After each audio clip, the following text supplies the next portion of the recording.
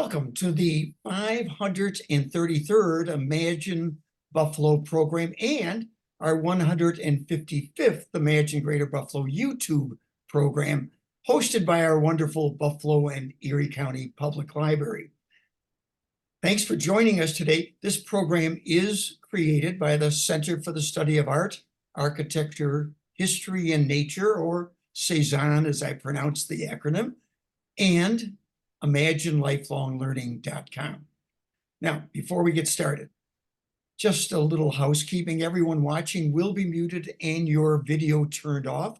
If you have a question or comment, please type it into the chat box and we'll go through them at the end of the presentation.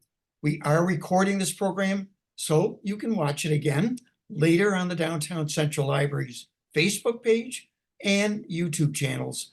And please, we hope you share the link with others. Now on to our featured speaker. And it's a change speaker. Glenn Jackson has been rescheduled for May 21st. Make note of that, please. We'll share the platform with Felicia Beard from the Community Foundation.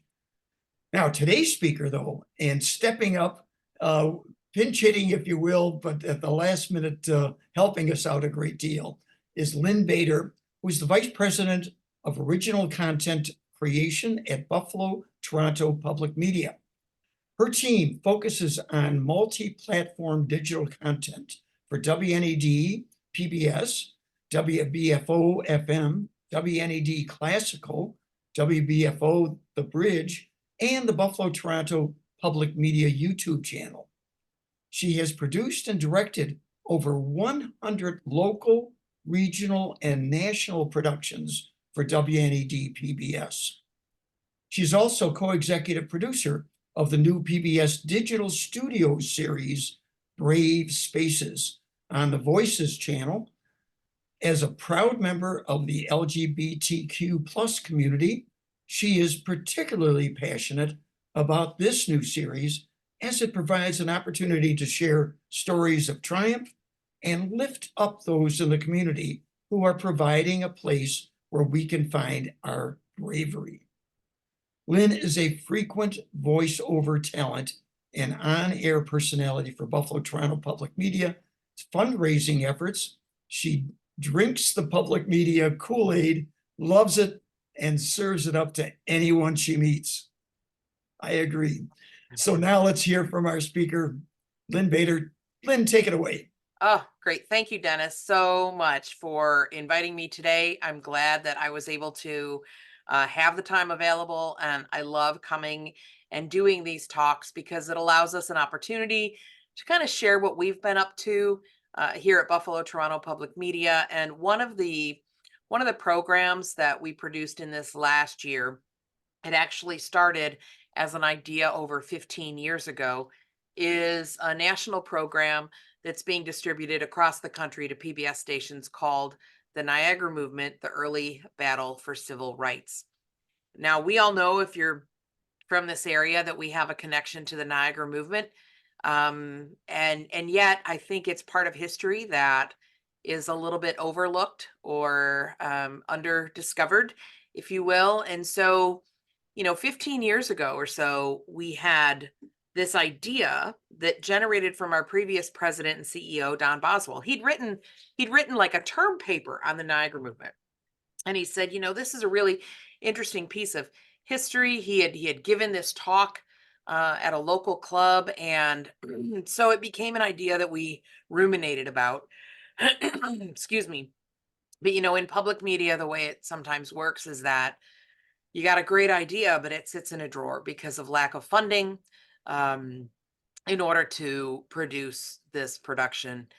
Well, a few years ago, we brought it back out and took a look at it and worked with a producer, Larry Hott, who is part of, the whole Ken Burns filmmaking group, and said, hey, literally the country's in kind of a strange place right now. There's a lot of division. There's a lot of neglect of understanding our history. And we have this really great story right here that we can tell locally and share with the world. And so Larry Hott went to work on the production, and it really shares the story of three men with three very different ideas about the way forward for Black Americans at the time of the Niagara Movement. We're talking about the early 1900s. And so it took a couple of years, but we've produced this beautiful hour-long documentary. And now we have it available on our YouTube channel. It has aired across the country, has gotten really great carriage nationally, and we've done a lot of local screenings as well. So I am going to go ahead and right now I'm going to show you the tease. I have the whole video up in a window, but I'm going to share my screen and we'll watch it, and then we'll talk a little bit about how the project came together and what we're now doing with it. So let me share with sound. And I'm going to go to this screen here. Okay, so what you're seeing here is the website. We're going to come back to that in just a minute. I'm going to come on over here to the tease, put it up full, and it runs about 3 minutes. So I won't mute my mic, but enjoy.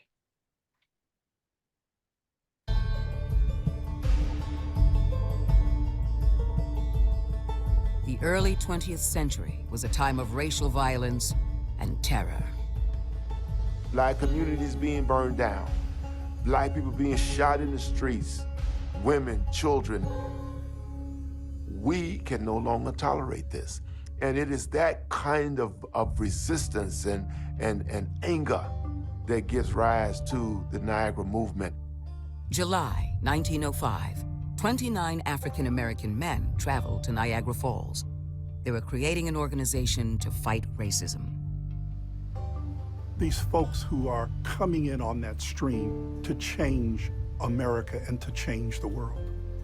From the Old Testament, let justice roll down like cascades of water and righteousness like a mighty stream. The story of the Niagara Movement is the story of three African-American leaders with very different political philosophies. Two of the three were the heart and soul of the movement: W.E.B. Du Bois and William Monroe Trotter. W.B. Du Bois is the most important African-American intellectual and civil rights activist in American history. William Monroe Trotter was the most fiery, passionate, and uncompromising fighter for African-American civil rights in the early 20th century. Du Bois and Trotter wanted to confront racial injustice head-on, but the most powerful African-American in the country preached accommodation, not confrontation. Booker T. Washington becomes Black America's president. From about 1895 or so, he is it. He's the strong man, he's the head man, he's the boss. He tells white people, we don't need to be equal to you socially. The Niagara Movement is the notion that we are breaking away from Booker T. Washington's politics. You cannot talk about the struggle for civil rights in American history without acknowledging the Niagara Movement. Even though it lasted only a few short years, it left an incredibly powerful legacy and an imprint on the way that we think about the civil rights struggle today. So what's at stake is, what kind of country is the United States going to be? Is it going to be a democracy? Or is it going to be a country in which the newly emancipated Black people are still going to be second-class citizens and slaves?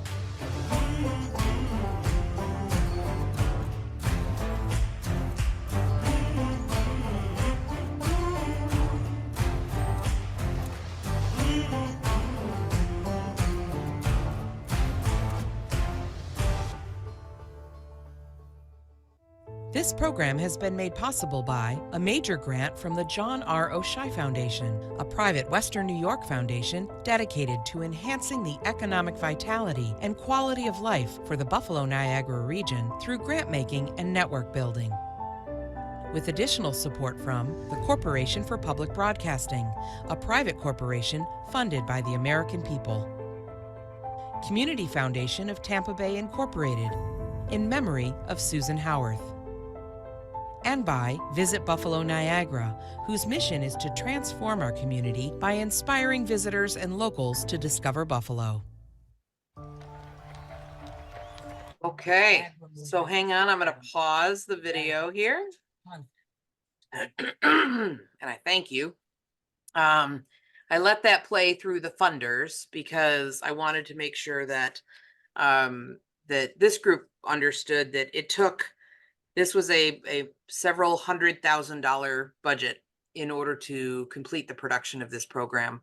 And it required the support of some large funders in addition to, viewers of WNED PBS who become members, now Buffalo Toronto Public Media. And so that's how the work itself was funded. It's an hour long. You can watch it lots of different places. And at some point, like if we get to some Q&A, I'd love to know what you all think or if you have questions about the production. But it is one of our flagship shows at this point because we feel like maybe this was put on the back burner for a reason. And as we enter 2024, it just seems that in our country, this film becomes even more poignant. And so I hope you all take an hour to watch it. If you haven't seen it on television, I hope that you enjoy it. I'm going to share my screen one more time just to also let you know that if I can find the window, here it is. I'll back off of here. Hang on a minute. There we go. And talk about, herein lies the problem with the screen share on YouTube, but I will go to, here we go. So we have a whole website that's also associated with this project. So a lot of work after the film was produced went to creating a website where you can find out more information. You can actually watch the film right here from the website itself. You can learn a little bit more about each of our main characters. There are individual essays. So Florentine Films, WNED PBS, you see that down there. But we had some of our scholars that we found from throughout the country actually write about each of the men and talk a little bit more about the movement. There are classroom features here. We have lesson plans, figures in the forefront for grades 6 to 8, hidden heroines of civil rights, the forgotten story of Barbara Pope, the Black Press, organizing activism, right time, right place, and rebirth and legacy. So all of these resources are available through PBS Learning Media. And if I click on one, you should be able to, well, it looks like maybe you don't see this screen, but it has lesson plans that are all tied to PBS learning standards so that teachers can use the film in their classrooms, and they can even just use a portion of the film if they'd like to. And, Dennis, I have a question. So if I do want to talk about another project we're working on, but did we want to open it for any questions from the group about the Niagara Movement? Why don't we can combine those at the end of it. Why don't you continue Okay. with yours? Okay. Your presentation. So one of the other things that we've been working on this year, it's a large scale project through some generous funding that we received from the state over the last year and a half through the New York State Education Department. All New York public media stations were granted funding in order to produce content for teachers and for parents and for families. And it was a wonderful opportunity for us to launch 2 new series and continue a third. So we launched a series called Compact History, where Corey, a very engaging host, is a time-traveling history teacher, and he takes you on adventures throughout Western New York so you can learn about the history of the region. But even more importantly, you can learn some history that perhaps was not taught in your history books. It's perfectly fit for I would say 4th to 8th graders, and the host is definitely resonates with that age group. Another series that we brought back into production was Compact Science. That's a series featuring Sarah Jane Gomlat Green from the Buffalo Museum of Science. And we have 10 new episodes coming of Compact Science. And then we also launched a brand new series called Let's Go. So Let's Go is it's 10 episodes, and it features your host Christina, who loves to explore and loves to go to new places. She always carries a composition notebook with her so that she can journal about the places that she visits. And so we visit these really great places. Well, today I'm thrilled that you guys are joining us for this talk because it happens to be Let's Go Day, which means that on all of our stations today, you're going to hear about Let's Go. Jay Moran on WBFO did a great interview with Christina about the series. We're doing a lot of social promotion around the series. We are airing some of the episodes on WNED PBS, and we're encouraging people to watch the whole season on our YouTube channel. So in the chat, I have put the first link is to the entire playlist of the Let's Go series. We also worked highly with our learning and engagement team. They were actually the impetus of this series. They wanted to do a virtual field trip series for a long time. And so they've written curriculum and student activities for teachers. But really, if you enjoy exploring and you have young kids at home, today, Let's Go Day really kicks off the local spring break season where you can have your children watch all of these episodes. And they're geared toward 2nd to 5th grade.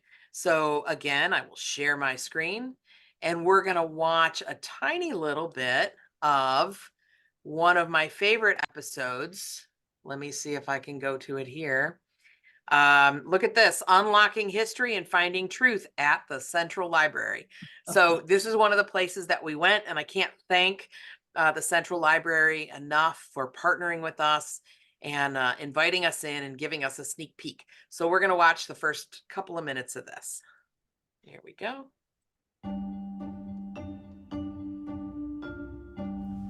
Oh, hey, hi there. Today we're in a really special place, one that holds untold adventures and histories, more than you could read in a lifetime. 2 entire city blocks of nothing but books. But you can see all the things that people read 100 years ago. Hi there, I'm Christina, and today we're exploring one of my favorite places in the world, the library. To be specific, we're visiting Buffalo's Central Library downtown. Shh, let's go. Let's go. Let's go.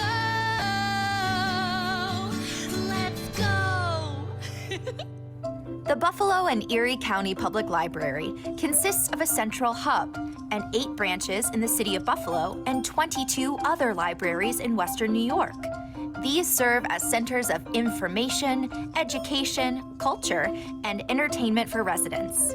The Central Library, where we are today, holds special collections of local history, genealogy, music, and rare books. Hey, Christina, welcome to the Central Library. Hey, Dan. So nice to meet you. Yeah, thanks for coming. Well, right now we are in the brand new children's space.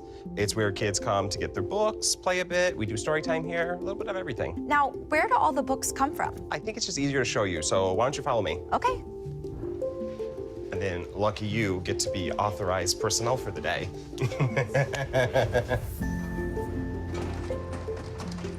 So this is shipping and receiving. It's where we organize all of the books coming into the library, but also leaving the library. We have bins for every library in the system here. Kenmore, Kenilworth, Tonawanda, Grand Island, Newstead, Bookmobile, Library to Go, the Central Library, and then Eden at the end over there. When I go to my library in my neighborhood, and there's a book that I want that they don't currently have, when I request that book, is this how it gets to me? Oh, yes, absolutely. We have trucks coming every single day to take books and take them all throughout Erie County. So those trucks, they send books, but do they also bring books back? Yes, of course. Yes, we house millions of books here at the Central Library.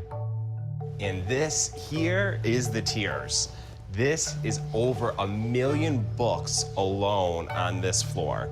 And if you were to walk down this way, you will see that this floor alone is 2 entire city blocks of nothing but books. These books. Okay, I'm going to stop sharing temporarily and get back to my screen with all of you. So they go on to talk about the rare book room, you know, where Mark Twain's manuscripts are. They talk about book banning and the role that libraries play.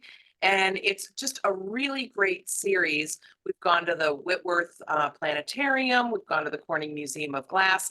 We did 2 episodes in the African American Heritage Corridor, one that focused on the Michigan Street Baptist Church and the Nash House, and the other one focused on the Colored Musicians Club and the radio station WFO.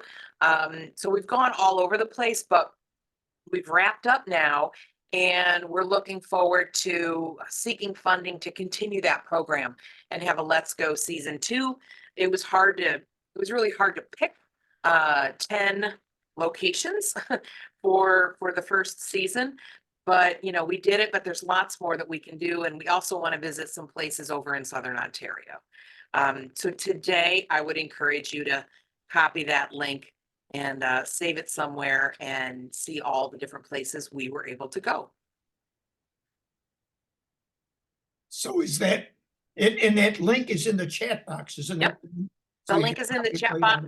And then I also put a link to the Niagara Movement website in case people want to explore the Niagara Movement website a little bit more. Well, that's a double feature here today between the Niagara Movement and the library. Thank you. Let's start it off. And folks, good chance to chat your questions about the Niagara Movement. But what I'm curious, you screened that the Niagara Movement last fall, as I recall, the initial screening. And so you've had a few months now to get either national feedback as to how it's being received, how it's being used, especially by educators or community leaders, who do you find is using the resource that, as you say, took years to develop from its inception to completion, basically? How is it going? Well, I would say it's going very well. I think that the film has been incredibly well received in the PBS system and then outside of the PBS system as well. I can look up, I didn't do it before this meeting, but I can find out how many views we currently have on YouTube. I know that 80% of the country, that markets covering over 80% of the country picked it up for distribution. A lot of them aired it during Black History Month. But we leave a pretty generous rights window open for those stations so that they can put it in their schedule wherever they see fit. You know, I think that PBS has a great national schedule. Like we all enjoy, you know, Nova and Nature or Antiques Roadshow, and those are on their sort of appointment viewing, you know, when you can find them. What we found is that a lot of different PBS stations around the country feel like they have a better sense of their community. So offering it this way allows them the ability to put it in their schedule where they know it will do well. We've gotten significant traction on PBS learning media, which is something I talked about a little bit ago. Our education team puts this out there. Again, you know, I think we tried to get the whole collection up on PBS learning media as soon as we could, so that teachers could start to use it and plan for it when they are stacking their curriculum in February. But really, then it's available anytime.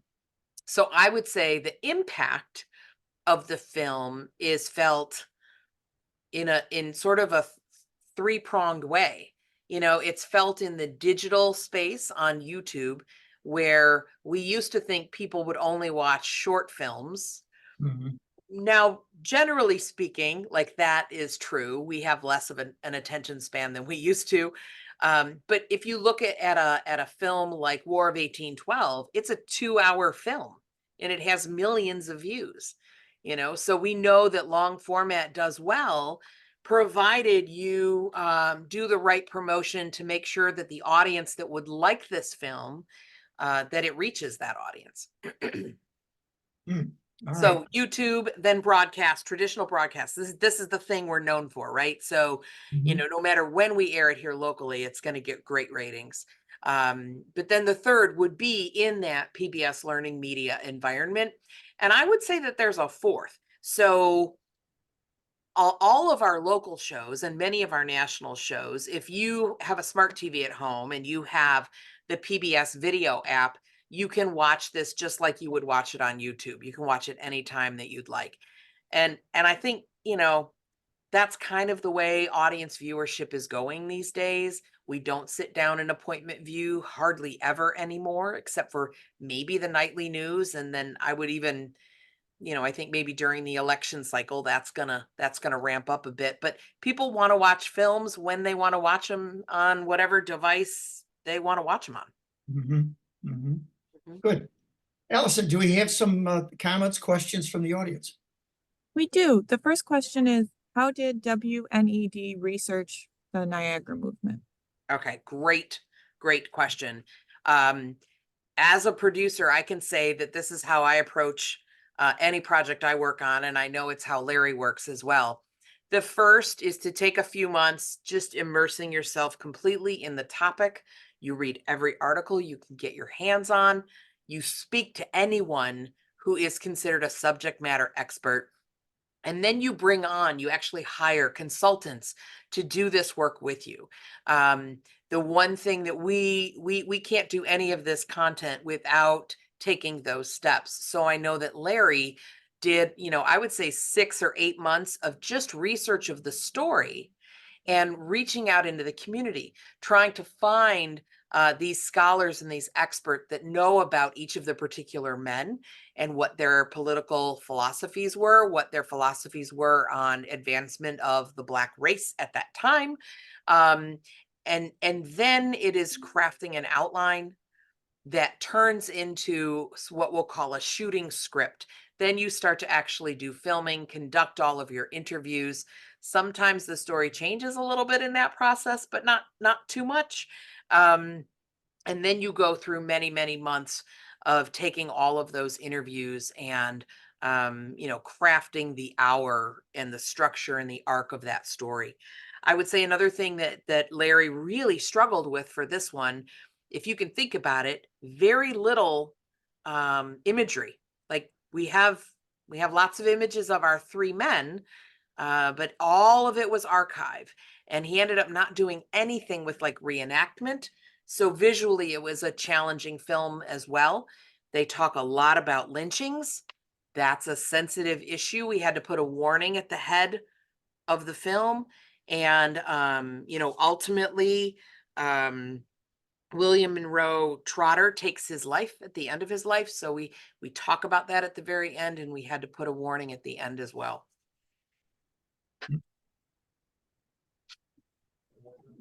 Thank you for that. Sure.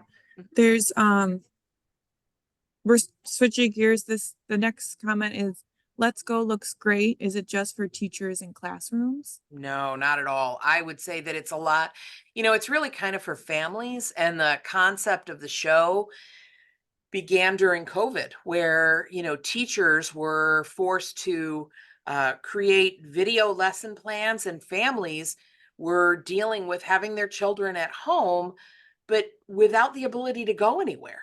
Right. And so it was really important for us to say, let's create a series that addresses that need.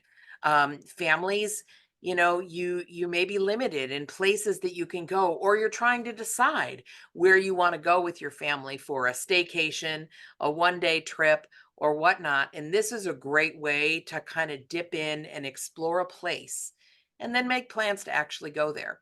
For teachers, it is a cost-effective way to, you know, you don't have to schedule a bus or pay for a bus. You don't have to send 30 permission slips home. You're allowed right in your classroom to take 10 minutes and watch this episode. It doesn't replace visiting in person, don't get me wrong. But then with the tools that the education world can provide to you in the classroom, it really makes for a rich learning experience for teachers and students. I learned a lot of great things about places that I now want to go.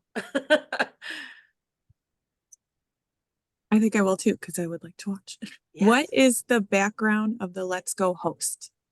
Can So you tell us more about- Christina, yeah, her Ashley Christina Ricci is her name, and she is originally from Tennessee. And we did a casting call for the host of the program.